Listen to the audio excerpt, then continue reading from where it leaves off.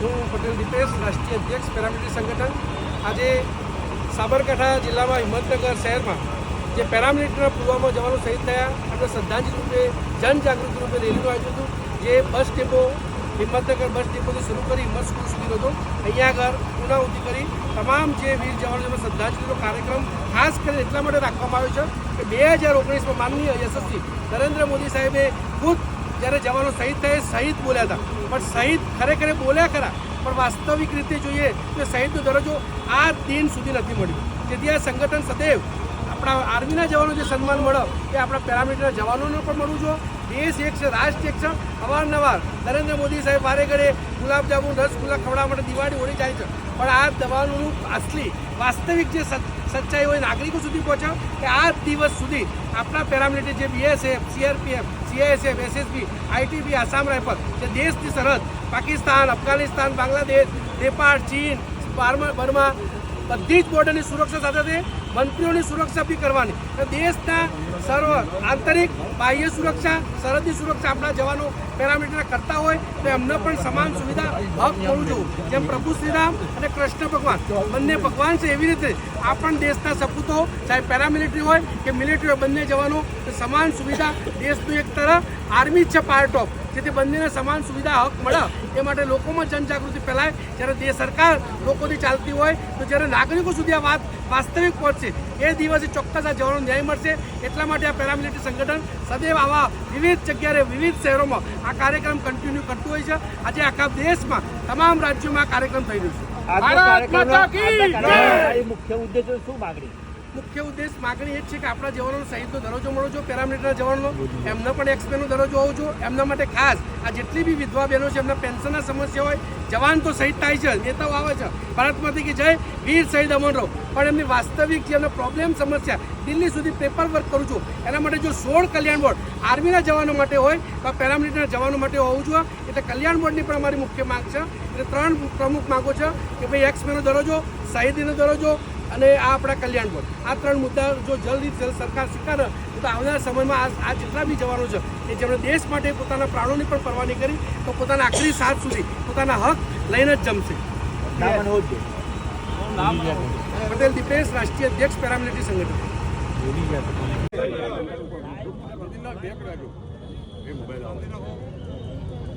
Okay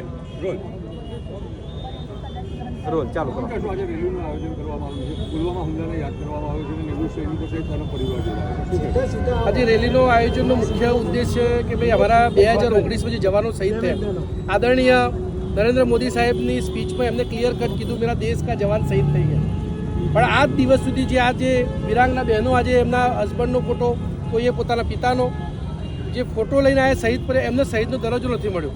તો આજની સરકાર જે કહેવાય જવાનોના નામે ખૂબ આદરણીય પ્રધાનમંત્રી શ્રી એમની દિવાળી હોળી હોય અમારા BSF, ITBના જવાનો સાથે જ મનાવતા હોય છે, પણ જે શહીદનો દરજ્જો નથી મળ્યો જેથી લોકો જાણે કે સરકાર પણ લોકોથી જ ચાલતી હોય છે.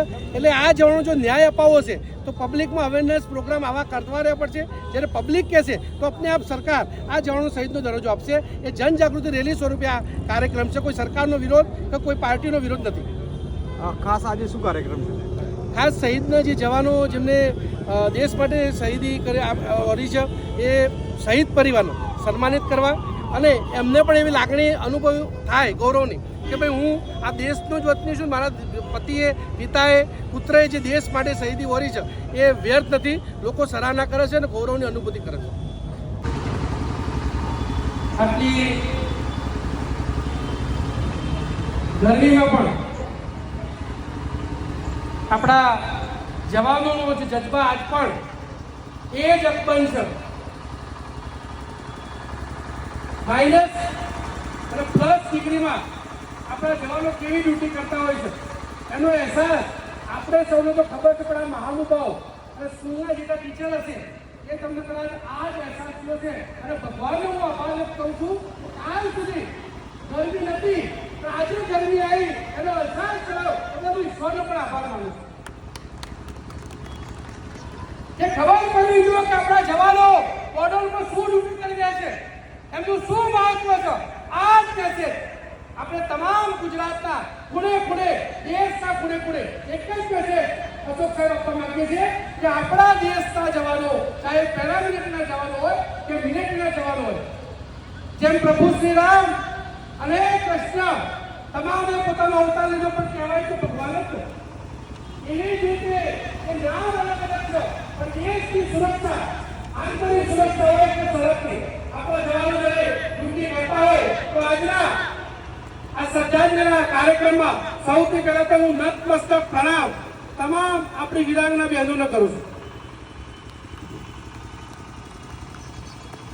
તમામને સેલ્યુટ કરું છું અને હું આપ સૌને બહેનોને વચન આપું છું, આપ શહીદ જવાનની શહાદત વારે નહીં જાય.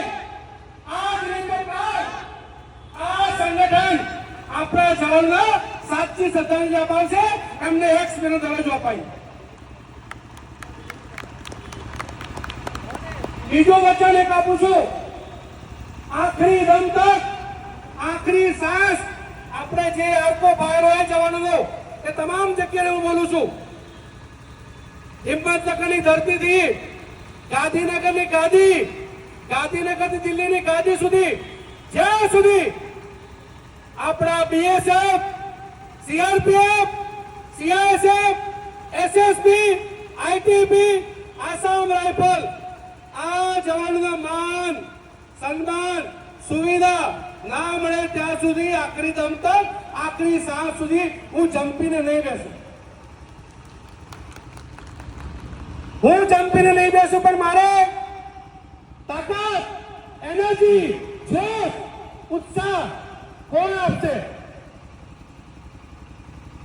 મારા કીધા વગર ભાઈઓ આટલો હાથ ઊંચો કરે, ખૂબ ખૂબ આભાર. કારણ કે જેમ કોઈ પણ આદમીને જીવન જીવવા માટે ઓક્સિજન, હવા, પાણીની જરૂર પડે એવી રીતે મારે પણ આ કાર્ય કરવા માટે આપ સૌ વગર હું અપાઈશ છું.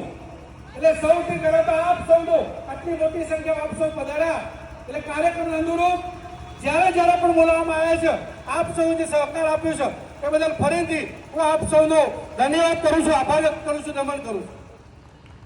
બધું વિશેષ મારે બોલવાનું જ ના હોય. આ હકની લડાઈ એમાં આપણા ઘણા બધા 12,000થી ઉપર ગામડા હું ફરી ચૂક્યો છું, પણ હજી મારા જે જનજાગૃતિ, જે ક્રાંતિ આવી જો એ ક્રાંતિ હજુ નથી આવી. આટલા જવાનોથી આપણે આ યુદ્ધ નહીં લડી શકીએ, નહીં જીતી શકીએ. મારી વાતની સહમત તો હાથ ઊંચો કરો. આટલી સંખ્યાની થશે કામ? સરકાર માનશે? તો આપણે શું કરવું પડશે? એક એક વ્યક્તિ આજથી આપણે પ્રણ લઈ લેવાના કે મારી આસપાસ જે બી હોય એને આપણે આ સંગઠન સાથે જોડવા અને જ્યારે પણ ટાઈમ હોય કે જ્યારે પણ આપણે સંગઠન આહવાન કરે તમામે ગાંધીનગર હોય કે દિલ્હી ખૂણે ખૂણે પહોંચવું.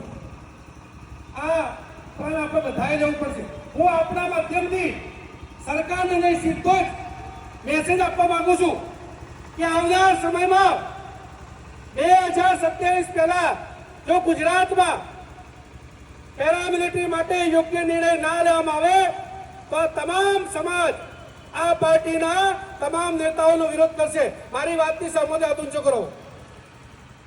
કરશું પાક્કું?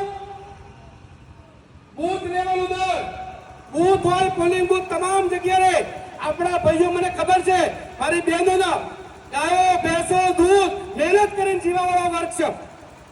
કરપ્શન, ભ્રષ્ટાચારનો કોઈ રૂપિયો નથી. એ તમામ પર ઘરે બેઠા તો આનો વિરોધ કરી શકશો કે નહીં કરી શકો? કરશો પાક્કું? 100%? જોઈ જોઈ લો આટલી ગરમીમાં. ભારત માતા કી, ભારત માતા કી, ભારત માતા કી, પેરામિલિટરી સંગઠન કી. હવે મને પાક્કું લાગ્યું કે આપણી મહેનત એડે નહીં જાય. આજે નહીં તો કાલે સરકાર સાંભળશે. ટ્રાય યુની સક્સેસ છે. ઇંગ્લિશમાં કહેવાય સફળ નિષ્ફળતા સફળતાની ચાવીસ. આપણે અત્યારે નિષ્ફળ જ થઈ રહ્યા છીએ કન્ટિન્યુ, પણ આપણે હારવાનું નથી. કન્ટિન્યુ કોશિશ કરતા રહેશું. આપણે જેટલી બહેનો આજે બેઠી છે એ આપણા માટે સૌના માટે ગૌરવ સમાન છે. આટલી ગરમીમાં પણ આપણી બહેનો આપણી સાથે આ હકની લડાઈમાં છે. એ બદલ એક વખત બહેનો માટે ખૂબ તાળીઓના અભિવાદન આપણે કરીએ. અને તમામ બહેનોને રિક્વેસ્ટ કરીશ કે પોતપોતાના પતિ પુત્ર જે બી હોય એમને ફેફર લઈને એક વખત લાઈન લઈ જાઓ. બધા ઉભા થઈ જજો. બધા આગળ સ્ટેજ આગળ આવી જજો.